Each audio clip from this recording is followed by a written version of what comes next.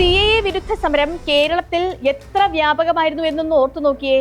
ആ CAA തന്നെയാണ് ഇപ്പോൾ ഈ വോട്ടർ പട്ടിക പുതുക്കലിന്റെ പേരിൽ നടപ്പാക്കുന്നത്. പൗരത്വം തെളിയിക്കാനുള്ള രേഖകൾ തന്നെയാണ് ചോദിച്ചുകൊണ്ടിരിക്കുന്നത്. അന്നില്ലാതിരുന്ന ആധാർ മാത്രം പുതിയതായി പട്ടികയിൽ ഉൾപ്പെട്ടു എന്നേയുള്ളൂ.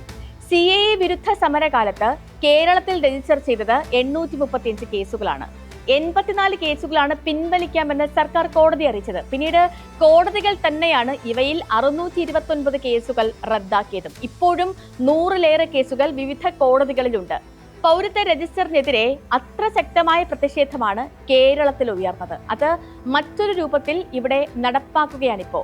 ശരിക്കും കേരളത്തിൽ പൗരത്വ രേഖ അത്ര വലിയ പ്രശ്നമായിരുന്നില്ല. ബീഹാറിലും ബംഗാളിലും ഒക്കെയുള്ള അനേക ലക്ഷങ്ങൾക്കൊപ്പം കേരളവും നിലയുറപ്പിക്കുകയായിരുന്നു.